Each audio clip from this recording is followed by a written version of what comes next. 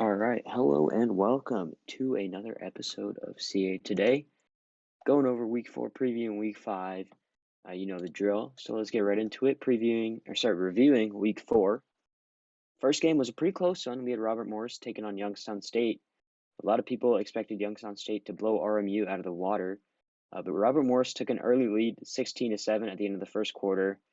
Youngstown State able to regain it.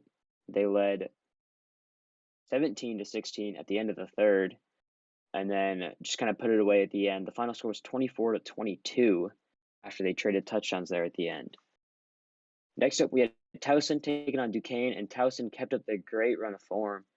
Duquesne held to 3 field goals. The final score was 35-9. Towson moves up to 4-0 and potentially top 5 in the new coaches poll. I know they'll for sure be top 10. The next game we've got here is Delaware taking on James Madison. And this one was kind of back and forth early on. It was pretty close at halftime. The score was 20-12. But James Madison able to keep up the pressure and just eventually outscoring Delaware to the point of no return. The final score was 41-25 for the James Madison Dukes, as they are able to beat Delaware and go to 2-0 in conference play. Fourth game of the week, as we move along, it's Morgan State taking on Villanova. And for Villanova, this is an unfortunate loss as they dropped to 0-4. The final score is 31-25.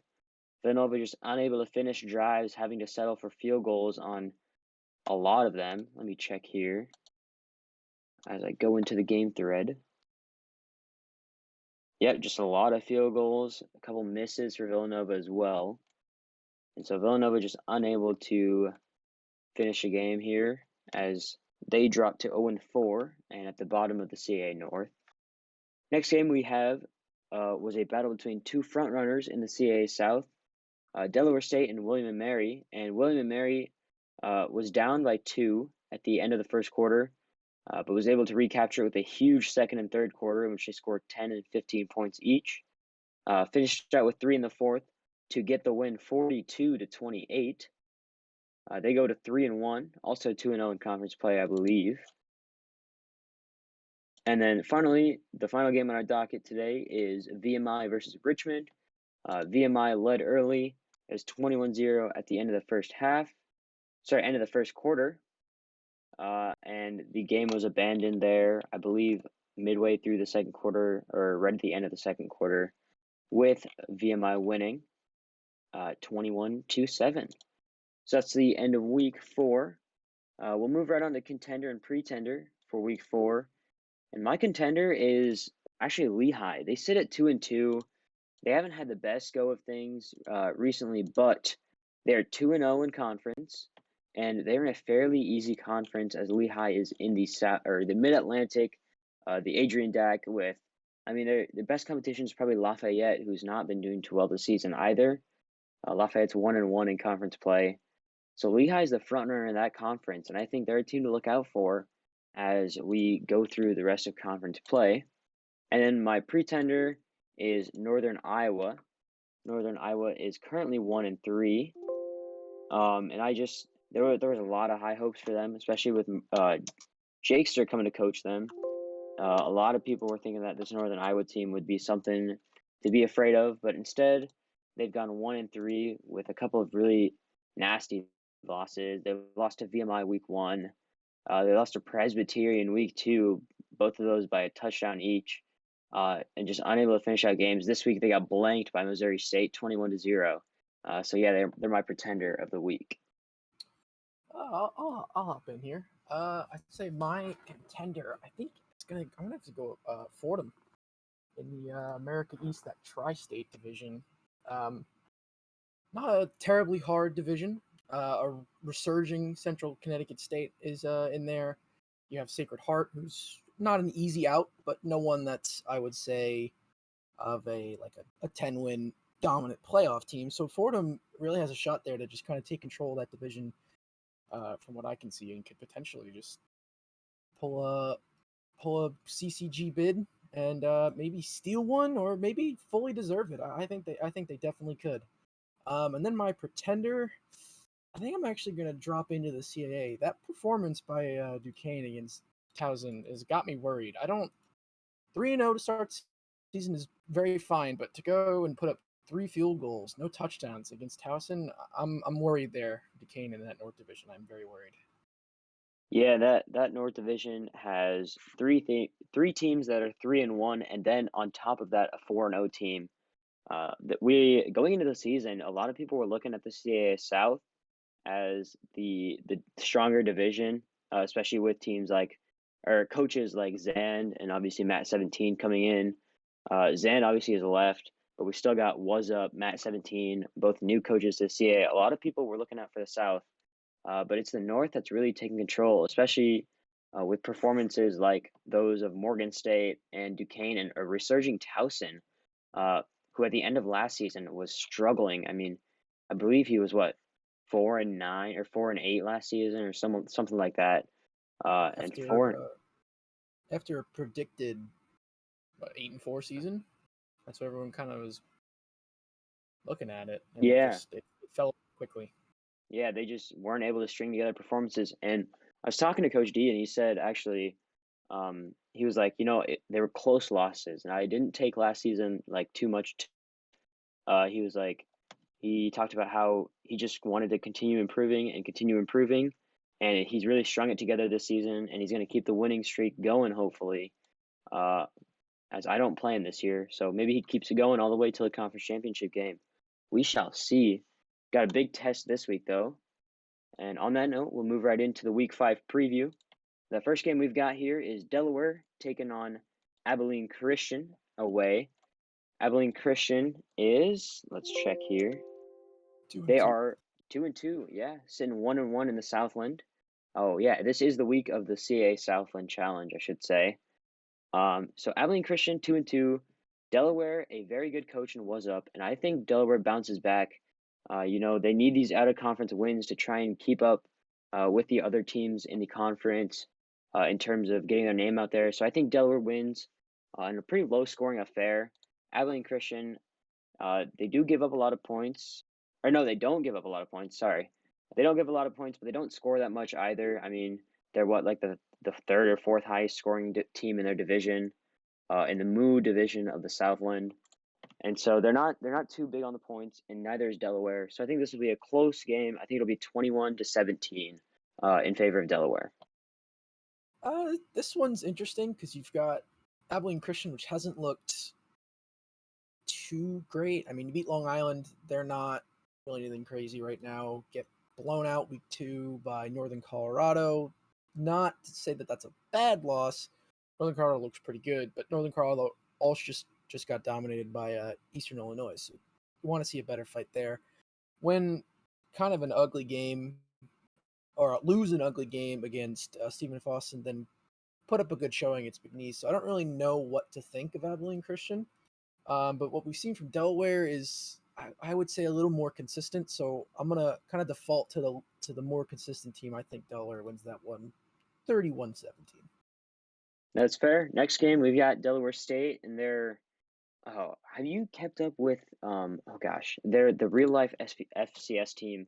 I think it's not Brez, Presbyterian with like the crazy coach who like never Yes, so yeah, they've that's played two games against non D1 teams. Didn't punt either of them and put up like 80 something points. And then finally played an actual D1 team with scholarships and didn't punt and got smoked. So I think yeah, that's exactly how Matt plays. yep. Uh I was gonna say I feel like that's pretty similar to, to what Delaware State's got going on. right. And so just crazy football there with Delaware State. But you look at their opponent, which is Stephen of Austin. They're 2-0 in conference, 2-2. So they've lost. So they're 0-2 out of conference, and I don't see it changing. I think they're going to lose here to Delaware State. I just think Stephen of Austin can't keep up with the way that Matt plays his football. As we look at their out of conference play here, I'm going to pull those games up. So their first 2 weeks, they lose to Northern Colorado 7-21, and then the next week they lose to Merrimack 28-34. So just not really anything to look forward to game wise. I don't really know how to read Stephen F. Austin, and so I'm going to go with Delaware State here.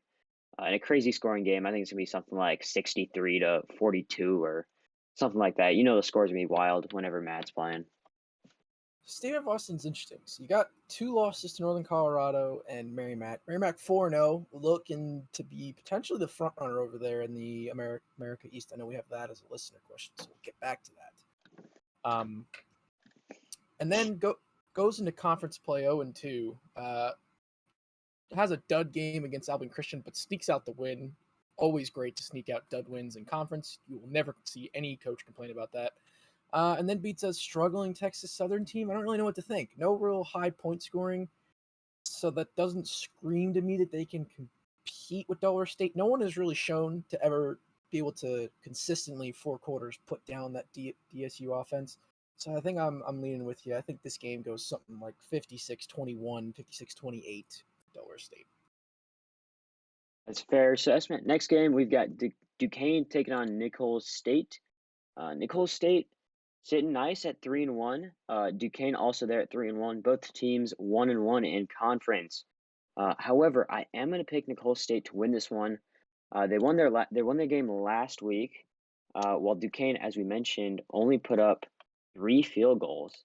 And so I think Nichols State can pull this one out against a really good coach in Val. She's done really good this season, picking up the performances. But last week, Nichols State put up a 42-20 win against Sam Houston State. And that win was super convincing. I mean, Sam Houston State has some history with their coaches, and you just don't expect to see them get blown out like that. And so I'm going to back Nichols State here, and I think it's going to be a pretty similar score line, somewhere around 38-17, 38-21. I don't think you're far off there. I think I'm right there with you. I'm not really sure about Duquesne. Like I said, this last week's performance has really kind of soured me on them. There's a reason why I have them as my pretender. Beating Sam Houston is good. Both out of conference weeks look pretty solid. The worries against UTRGV is there, but maybe that's a one-off game, and I'm not sure yet. They've put up a lot of points, so that kind of spells to me that they're going to be able to do the same against Duquesne, and I think it's going to be 42-28 in Nicholls State's favor. Yeah, and that UTRGV team, we'll talk about them soon. They have put together a great season in their first season in this FFCS. Obviously, I mean, it's fake coaching, so it doesn't really make a difference whether the team is new or not. But it's still interesting to see how they play out as we move along through the rest of their first season in the FCS. The next game we've got here is James Madison taking on McNeese State. And I'm going to back myself here. McNeese State is on a 2-game losing streak. They're 0-2 in conference play. Me and Canner are on a 2-game winning streak, 2-0 in conference play. And I expect the slide for McNeese State to keep on coming.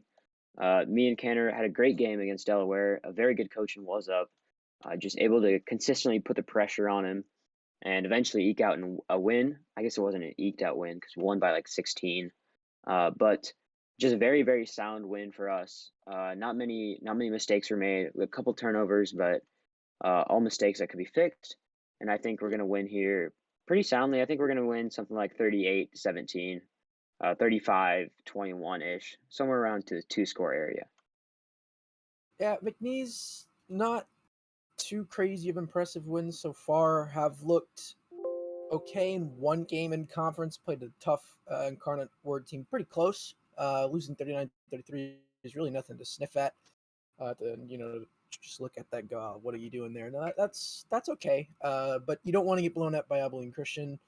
And the performances out of conference haven't been too crazy. East Tennessee State's not a bad team. The ASUN itself is down, but East Tennessee State's had some good performances against some solid teams so far. So there's, not a bad win there. Long Island's not been great so far. Or sorry, did they play East Tennessee State? I'm looking at the wrong one. So they beat Long Island, and then I think they did beat them. Sorry. So 2-2, 0-2 in conference. Maybe it's an out of conference spell for them. Maybe they do play very well in out of conference play, but I don't know. I don't see it. I think McNeese loses here. I think it's closer.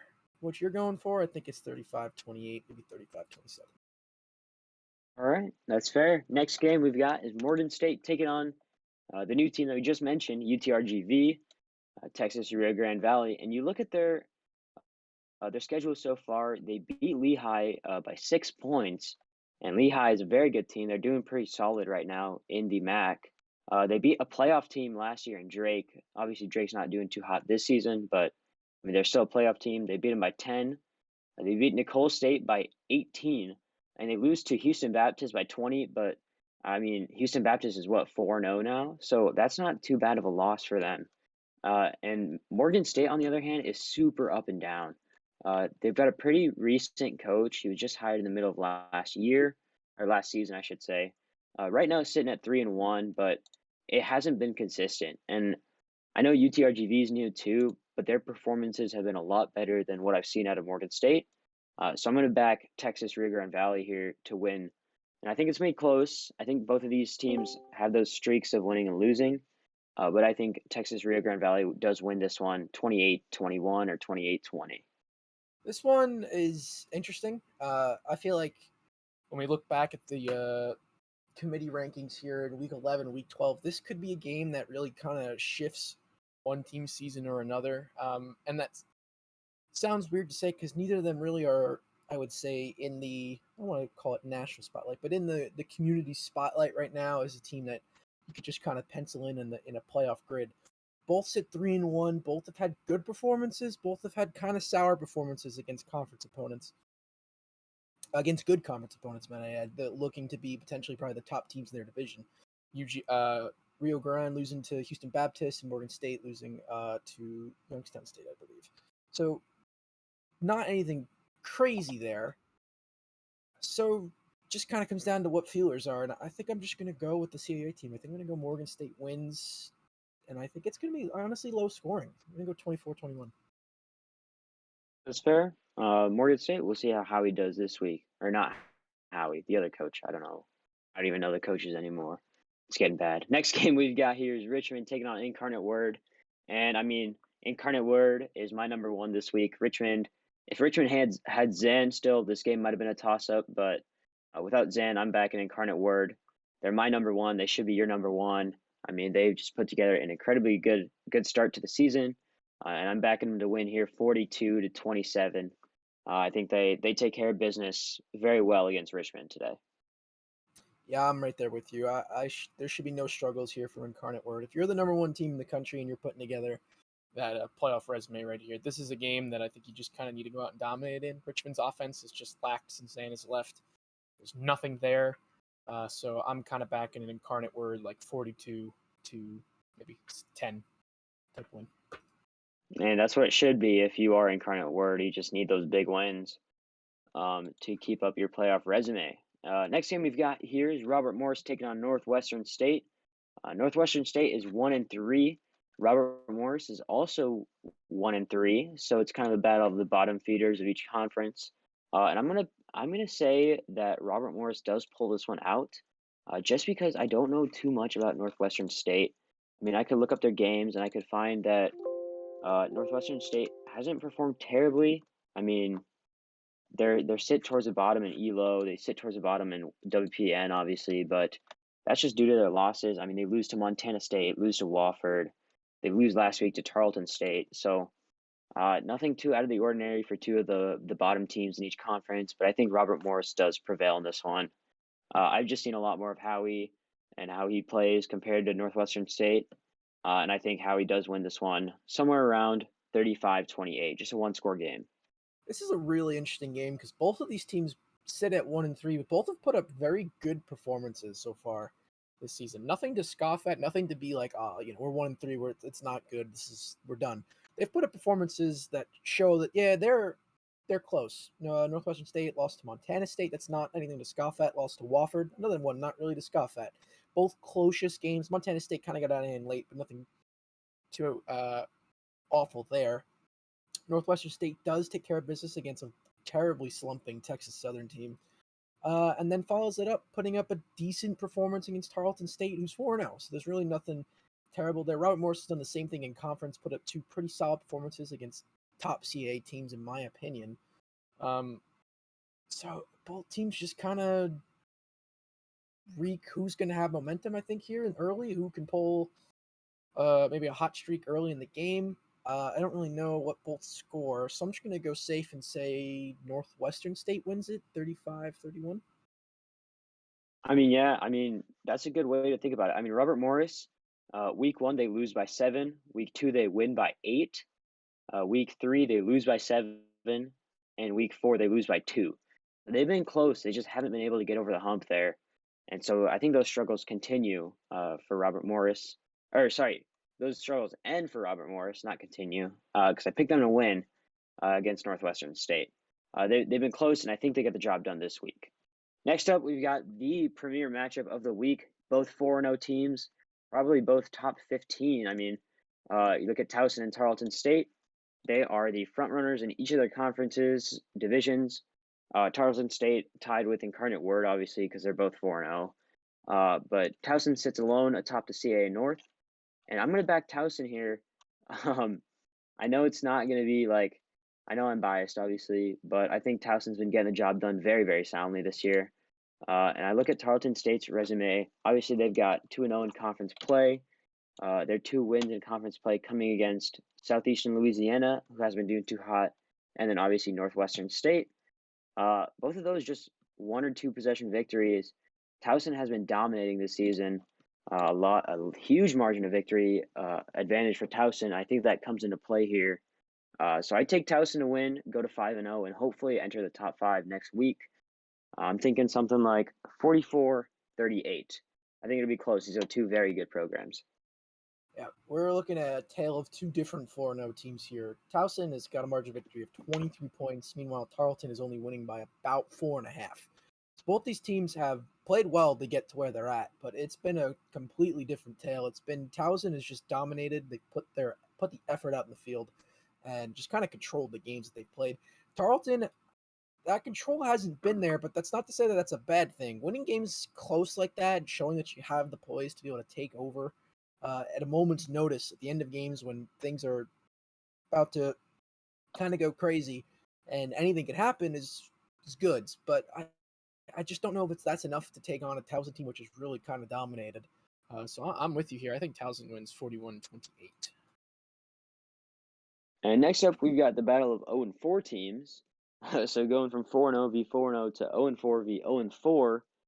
Villanova taking on Texas Southern. And these are 2 very different 0-4 teams. Villanova, a playoff team last year. Texas Southern, I think they were in the mix last year, but I don't know if they made the playoffs themselves. We can check that actually right now. They did actually make the playoffs. So both of these playoff teams getting out in the first round. Texas Southern lost in the first round of the playoffs to their conference foe in Incarnate Word. Now starting this season 0-4. Villanova also 0-4. It's just a toss-up for me here. I could see this one going either way. I think this is going to be a 1-possession game, maybe even a field goal to separate the 2 teams. And I'm actually going to pick Texas Southern here. They played very, very close games. They lost to Penn by 3. They lost to South Dakota by 1. They lost to Northwestern State by 2 in their first 3 weeks. So they literally hit 1 field goal at the end of a game, and they're set. So I think Texas Southern is going to win this one. But I think it's going to be close, and I think it's going to come down to a field goal, maybe 4 points, 3 points, 21-17. All right. I'm initial thoughts. I was leaning Texas Southern, but honestly, thinking it over, I think Texas Southern is just it might be a mental block there. So I could totally see Villanova taking this, maybe even with a walk-off field goal, a walk-off touchdown. I could see a heartbreak loss here for Texas Southern. That seems to be the way the season is kind of rolling for them. So I think I'm going to go Nova. I'm going to go 27-22, and I think Nova is down 21-22 coming into the game. Gets a late touchdown. Texas Southern loses another heartbreaker, falls to 0-5. So one of those teams will be going to 0-5 next week. As we move on to our next game, we've got VMI taking Lamar on. VMI not having the best of starts in conference play. They're 1-1, sitting at 2-2 overall. And Lamar is right there as well, 2-2. They've got a win against Alabama A&M, but 2 losses against Houston Baptist and Southeastern Missouri, both very good teams. And then a win versus Grambling State, a very convincing win by 29 points. last week. VMI, on the other hand, they won last week. They played Richmond. They beat them 21-7 at the deadline. And this just isn't the same VMI team that we saw two or three seasons ago that won the CAA conference. I just don't see the spark in them that we've seen in seasons past. And I think Lamar is going to be able to eke this one out just right at the end. So I think Lamar wins. I think it's going to be 35-31. These two teams kind of puzzle me. There's been inspiring performances that have looked good and wins. There's been uninspiring performances which have just kind of been dominated. I don't really know which way to fall for either, but I think I take the more known commodity, if that's what you want to call it. So I think I'll go with VMI here, 28-21. Just a normal game, a touchdown every quarter for VMI. Gets a win over a decent Lamar team and potentially get some more momentum heading back into conference play. Yeah, I mean, VMI lost a close one against me. Week 3, it was only a 5-point game. But the week before, they got dominated by Southeastern Louisiana. They lost by 21. So it's been inconsistent play from VMI in the past few weeks. So we'll see how that one plays out, and potentially a lot of momentum on the line as we re-enter conference play. Next up, we've got William & Mary taking on Houston Baptist. William & Mary sits 2-0 in conference, 3-1 overall. Houston Baptist 4-0 in conference. Sorry, 2-0 in conference, 4-0 overall. And they've done pretty well this season. Some pretty big wins against teams that are pretty well known. I mean, Norfolk State, they blank 35-0. They beat Valparaiso by 20. They beat Lamar by 28, and they beat Texas Rio Grande Valley by 20. So a huge margin of victory advantage there for Houston Baptist. And I think they win this one pretty soundly. William & Mary, good coach in Matt 17, but I just don't see them pulling this one out. So I think it's going to be something like 35-21 in favor of Houston Baptist. I think I'm going to follow a more extreme version of that. Houston Baptist has looked very solid, winning games pretty consistently, having great offense, some solid defense. I know when you start scoring a lot of points, you give the other team more possessions. There's going to be a higher chance that they're going to start scoring. So it's not crazy to see 44 points for the win. Meanwhile, the other team's getting 28 points. You might think that's a bad defense. It's really not. The other team's just getting a lot of possessions. So I think Houston Baptist actually does pretty solid defense and a great team all around. William & Mary has not been able to really score. They might be able to move the ball, but scoring is a problem. Now, they scored against Delaware State pretty well, but who doesn't? I don't really know a team that struggles to score against Delaware State. So I'm kind of worried for William & Mary here. I could see something kind of crazy. I could see a 48-14 victory for Houston Baptist.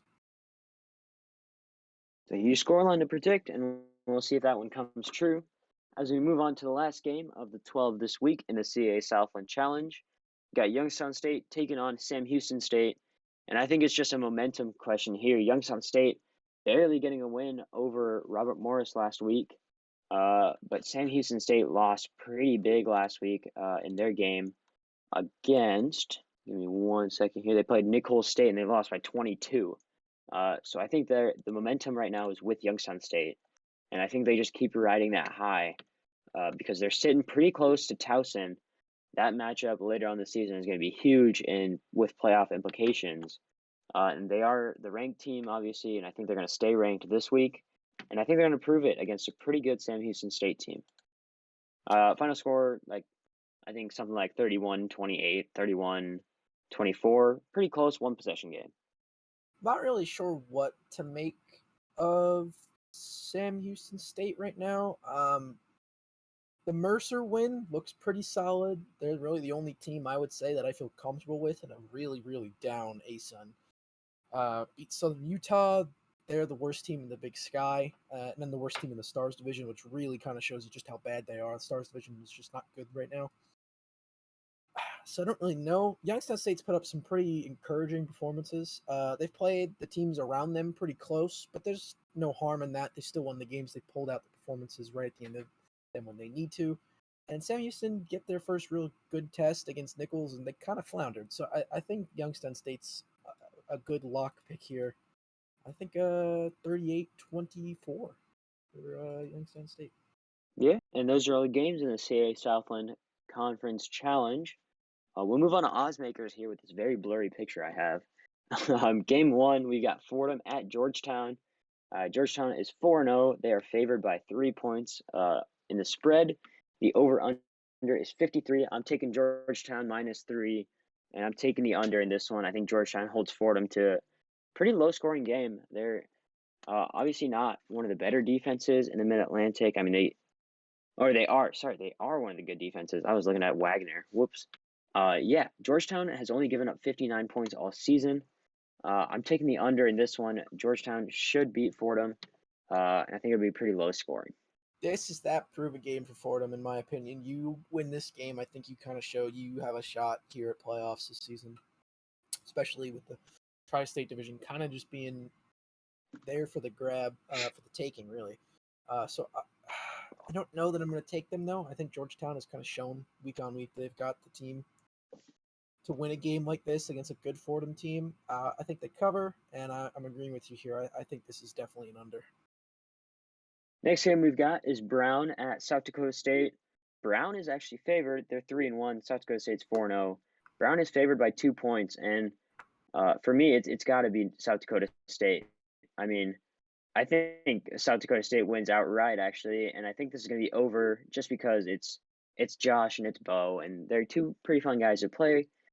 They've got some great play styles on offense, and I think this one does go over. I think this one both teams will score somewhere around the 30s. So I'm going South Dakota State +2, and I'm taking the over in this one.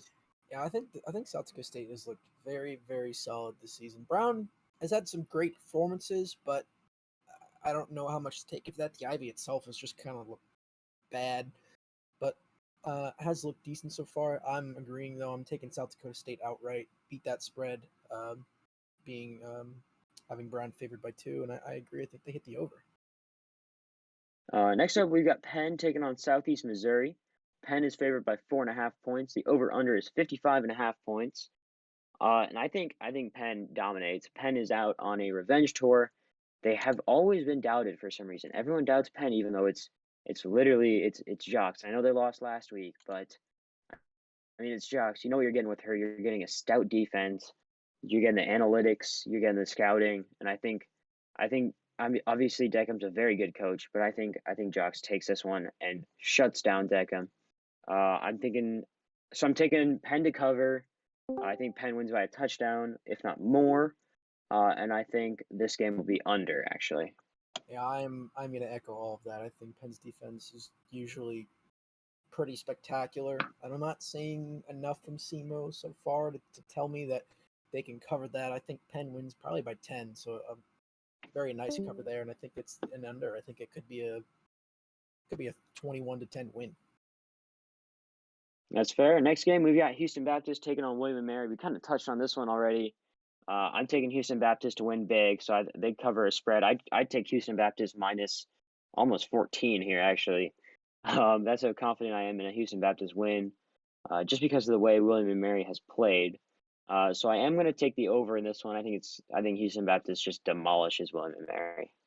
I think I gave Houston Baptist like a 24-point win. I definitely think they cover the spread, and I think they alone almost get that over. I think William Mary scores about 14 points. So I would definitely go Houston Baptist on that spread and for sure taking the over here. Game 5, another one that we just kind of touched on a little bit. Villanova versus Texas Southern, and both teams 0-4. Villanova favored by 1 point. We do have differing opinions on this one. Finally, I'm taking Texas Southern +1. I think they win this one, and Villanova continues to slide.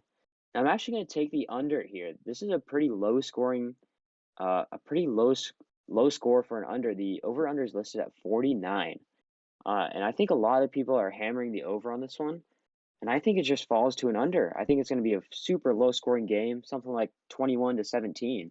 I'm taking Texas Southern +1 and the under in this one. Yep, I think I've got Villanova, as I said. I believe that's what I said. Winning a kind of a last second, maybe a score with a minute left type of game. But that over under is just too low for me to go under there. I do think they maybe eclipse it, but just barely. All right, we're going to speed through these last two games because I just heard my doorbell ring. Harvard 1-3, favored by -1.5 points against Elon, who's 2-2. I'm going to back Elon here +1.5, and I'm going the over. I'm just going to sit here and take myself and say that it's an over because my defense has been awful, and just move on. All right. Next game we talked about as well, Towson versus Tarleton State. Both teams 4-0. I'm taking Towson in the pick'em, and I think I'll go over on this one. Yeah, I'm with that as well. To pick them, I have already said I think Towson wins pretty comfortably. So yeah, taking Towson, going the over. All right. And finally, got a question from Z-Man here. I'm just going to run through one conference favorite, and you give me yours as well. America East, I'm going New Hampshire, no question. I'm gonna actually take Merrimack for the simple fact that New Hampshire just struggles against them, and Merrimack doesn't have a loss yet in the conference. All right. ASUN, I'm going Mercer. I'm gonna take North Alabama. There's been some surprisingly decent performances there so far. 2-0 still in conference. Definitely, I don't think they can survive losing a conference game and then not winning the CCG to make the playoffs, though. All right. Big Sky, give me Idaho State. Big margin of victory advantage there. That's not a bad shout. I have a weird feeling this one's gonna actually be the Stars are gonna win this division. I'm gonna go Northern Arizona. The Clouds are gonna beat up on each other the whole season. Whoever wins that is gonna overlook winning that CCG game, and I think Northern Arizona takes it. All right. Surprise. CFC, I'm going Davidson. They're undefeated. They've proven season in, season out that they're a very good team. I'm going NC Central. I love Davidson. They're always very good. They have historically beaten NC Central every time they played, but that game is always close, and it's week 12, and it's always to decide the division. So I'm taking NC Central, and I don't really see the South to be anything special. They went 1-5 this week against the North. NC Central. All right. Colonial, give me Towson. 4-0 right now. Absolutely, Towson. If there's a bet to put them to win the CCG at this point, I am just going to hammer down as much money as possible. All right. Delta, I'm going Tennessee State here. They're 4-0 as well, having a good season. They look pretty solid. Man, this is tough. I want to pick someone in Mississippi Valley because that state is that division has kind of shown that they've been more consistent through the years of FCFB. But I think I'm with you. I think I'm going Tennessee State as well. All right. Ivy League, I'm going Cornell. I think Cornell beats Brown. This one, I'm completely lost here. I'm just going to go Penn, play it safe. Even with the loss to Brown, I think they still find a way to win that conference. All right. Mid-Atlantic, give me Georgetown. They're leagues ahead of any other team in their conference. Yeah, the MAC has been suspectly bad this season. Like, they're usually not great, but this has been kind of pathetic out of conference. So I'm taking Georgetown, no doubt. Missouri Valley and their pods, give me Illinois State. They're 4-0. Everyone's overlooking them. I'm upset you took my pick, so I'm going to switch here. I'm going to go Missouri State. 2-0 in conference is always a great start. You just kind of want to just eke out wins as you can go. That whole conference has still got a lot to play for. I mean, anyone could win this thing. Right. Northern Colorado being 1-1 still scares me if I'm any team ahead of them. But I'm going to take Missouri State just to kind of win a surprise MVC. Yeah, and Western Illinois still in there, especially with their pods. They could be a mess later on in the season. And finally, Southland, number 1 team. Give me Incarnate Word. Yeah, there's really no other way. I mean, I can argue Houston Baptist, but Incarnate Word has just looked so good this year. I'm taking Word as well. Yeah. And that'll conclude it for this week's edition of CAA Today. I want to thank Ryan for coming on. Any last words, Ryan, before we call this thing a wrap? No, I think we're good. I think we did a pretty good job here. Hell yeah. All right. Thanks for watching. Thanks for listening if you're listening live or on YouTube. And you guys have a great day. Peace out.